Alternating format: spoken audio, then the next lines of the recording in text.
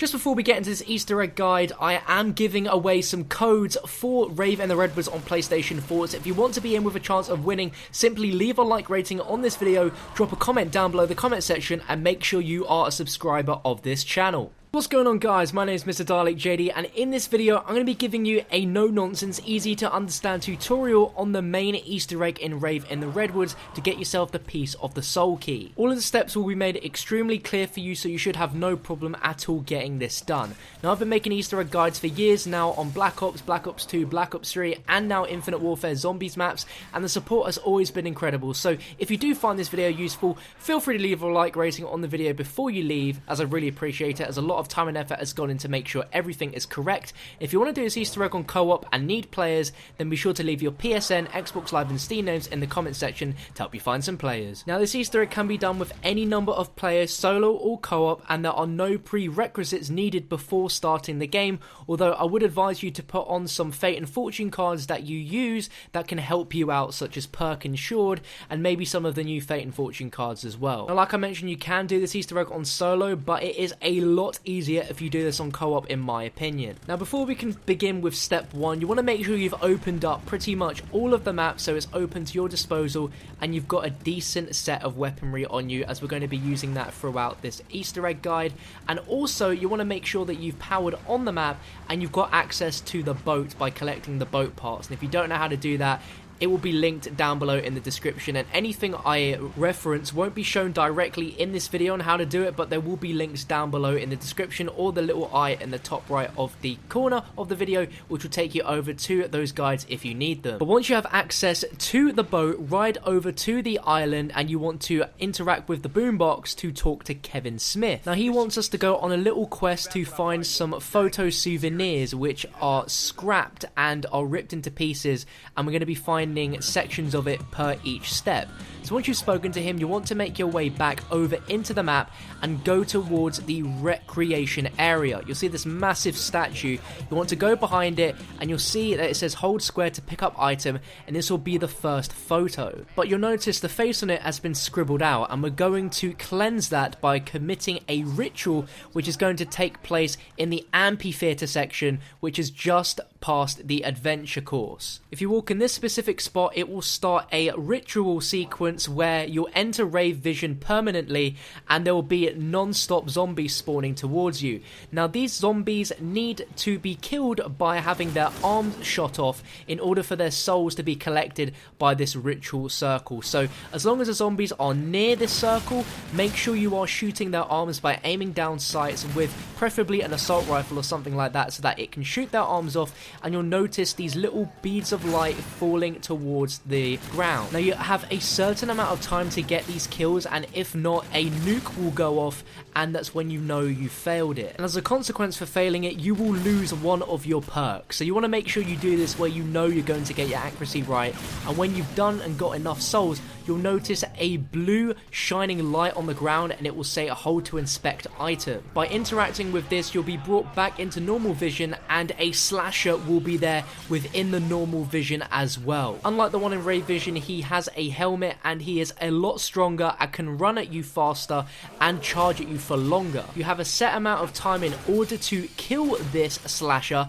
and my best advice is to use some fate and fortune cards. I use one called Scratch Post, which uses a unlimited claw, which just absolutely demolishes this guy within a few seconds. And when you do complete this, you will know, because there will be a kaboom and there will be a max ammo, and you'll be able to interact again with the ground and pick up an element, which will be the photograph, now cleansed. Now we can move on to step 2 of this Easter egg, which is to take the boat back over to Kevin, speak to him, he'll give us another quote, and then there will be another photograph in the map for us to collect. And this is going to be in the spawn cabin upstairs in the Tough Enough room. You'll see it in the corner here. You pick this up, and another photograph with another face scribbled out. Just like last time, there's going to be a ritual we need to do, but this time it's going to be over in the recreation area. Now, when you put the item down, there's going to be the ritual circle again, but this time you're going to need to shoot the legs off of zombies in order for the souls to be collected. Now, I found using a balloon trap souvenir to be extremely effective here, as the explosion from that instantly destroys their legs first, meaning the souls just instantly get sucked in. But a shotgun will will also do the trick very nicely in getting their leg shot off quite accurately. But once you've done that, you will notice again this blue light in the middle. Interact with it, you'll go back into normal vision, and there will be another slasher for you to take down. Now, if during any of these rituals you fail them, do not worry, because you can restart them again instantly, which is a nice touch, but there is the risk that you could lose one of your perks. So once you've managed to do this second ritual successfully, you want to go on the boat again over to the island, speak to Kevin once more, and we're going to be getting one final part now, and this is going to be a skull in the room with the power switch. You want to come over here, you notice this skull in this little pile, and we want to go and take this skull over to the dock section just in front of Slappy Taffy. You want to put this down, and we need to get headshots from zombies in order for the souls to be sucked in and collected. And once we have enough, again, there will be a little blue light which we can interact with, bring us back into normal vision, and we will have another slasher to take down. Now, once you've finally taken down that slasher, that is it. You have no more slashers to kill in that sort of instance. You see the photo pop up, and it's now a fully complete photo. 2 cut bits of photo and a skull in the middle. Now, it's at this point that I advise you get set up, because after this you're going to be going to a boss fight, and you won't be able to leave unless you die or you finish the boss fight. So make sure you get set up, get all your perks. Feel free to go through some rounds if you need to and pack a punch. And if you do know how to get the crossbows and get them upgraded, I cannot recommend them enough, as they are absolutely crucial to getting far and surviving in this boss fight. Now, of course, you don't have to listen to me, but my personal preference for this is getting the upgraded crossbow with the deer statue elemental, as it turns your crossbow into the mix of a wolf bow from Der Eisendrache and the thunder gun from Black Ops Zombies. It is so incredibly useful. It just mows down zombies, takes out entire hordes, will make your life so much easier. Now, once all of your team are set up, depending on how many players you have in your game, you want to make your way down to the power room, and you're going to notice these weird circular lights on the walls. If you're playing on solo, you just need to press one of them. If you're playing 2-player co-op, you both need to press one differently at the exact same time. If it's 3 or 4 players, again, have all players holding square on one of these lights at the exact same time. You hear a little activation noise, and if you make your way over to the boat, you'll notice Kevin Smith is now sat in that boat.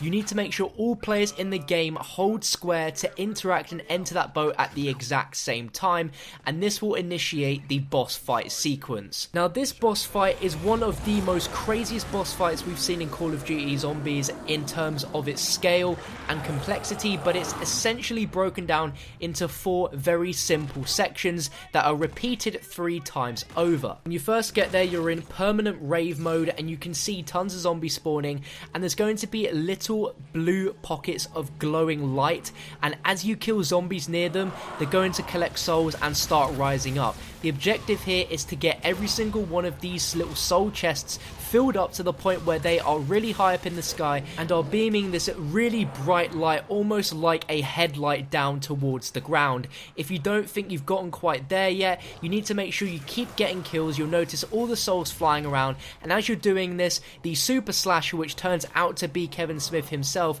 will be attacking you, but there is no need to attack him at this rate because you won't be able to inflict any damage upon him. Now, the super slasher has a few moves. He will target certain players and sort of ground pound near them in an attempt to get them onto low health, and there's another thing where he will sort of do a earthquake movement where a earthquake will shoot forwards aiming towards a player. Both of these moves are very easy to avoid, so just be on the lookout, keep yourself wary. But when you've completed all of these soul collections, you'll know, because there'll be this really bright strip of light that is going to be beaming towards a certain point in the sky. Now, whilst you're doing this, don't be afraid to use a lot of ammo, as this boss fight is very generous with max ammos, and they will always be near the staircase leading into the hut that Kevin resides in during the main Easter egg quest. These will appear in every section of the boss, guaranteed, and sometimes even multiple times during that one specific section, so that's really cool. Once you've managed to get this done, you will notice on the map there's going to be a weird circular pattern. You want to try and guide the slasher boss to either walk into it or ground pound into it, whatever it matters, so he is stood in that. You'll notice the glow on that circle will now change to orange, and there will be a certain certain part of his body that will be glowing, and you'll be able to shoot him and inflict damage. This can be on a random part of his body, so just be looking out for a really bright glowing light on some part of his body, and once you have damaged it enough times, you'll be put out of Rave vision and into the next section of the boss. So the slasher will now be patrolling around the island, and you will notice on specific parts of his body there's going to be weird ritual signs that are illuminating different body parts. You essentially need to just keep shooting at that specific body part until that glow disappears, and then it will move to a different part of his body. Now, depending on what crossbow you have upgraded, it may be pretty weak against this particular spot, so make sure you have some sort of backup weapon, which I did,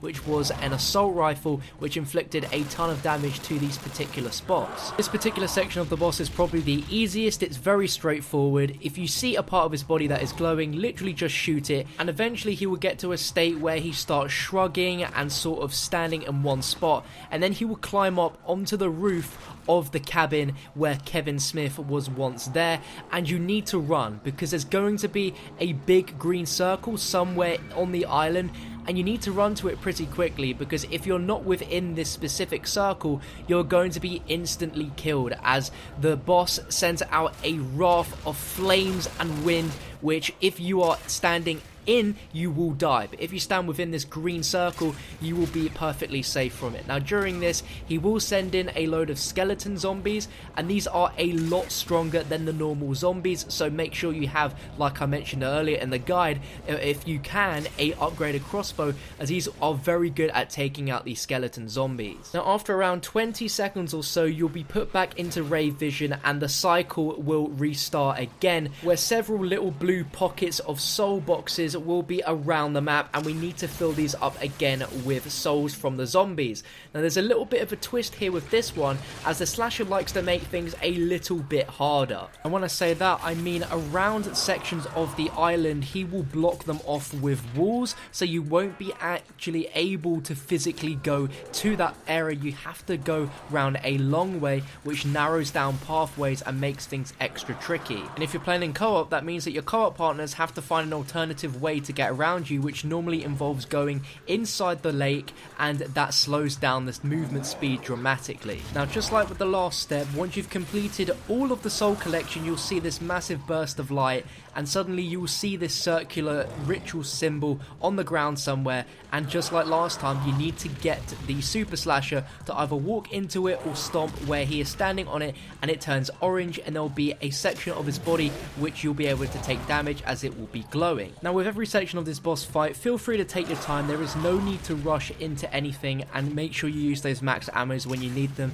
as they will keep replenishing every so often. After completing that step, again you'll go back into normal vision, and the super slasher will be roaming around the island with specific parts of his body glowing that you'll need to shoot with your guns. Again, recommend an assault rifle or something that just inflicts a ton of damage, as my crossbow wasn't particularly strong in its essence of its upgrade. Once you've shot all the parts, again he will jump onto the roof of the cabin, and you'll need to run into the green circle, as again he's going to unleash a dastardly amount of wind and fire that if you're in its vicinity, you will be insta killed, but if you're in this little green zone, you'll be absolutely fine. Now, after surviving that, you're back in Rave vision, and you are now into the final waves of the boss fight, where things get even harder this time. He puts up even more walls which constrict your area of training, so you need to be very careful about your training techniques and your locations as well, so that you don't accidentally get trapped. But again, we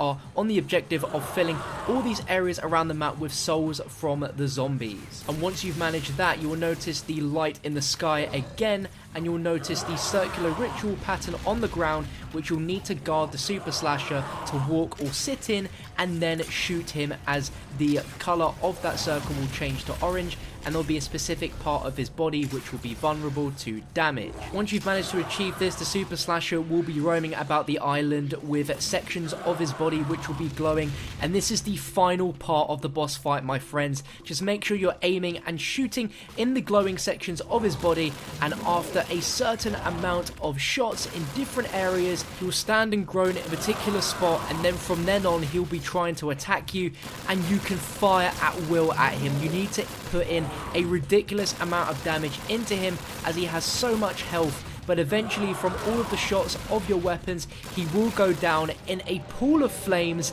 and you will have completed the Easter egg inside of Rave in the Redwoods. He will have dropped a piece of the soul key, and as soon as you pick that up, the end cutscene will commence.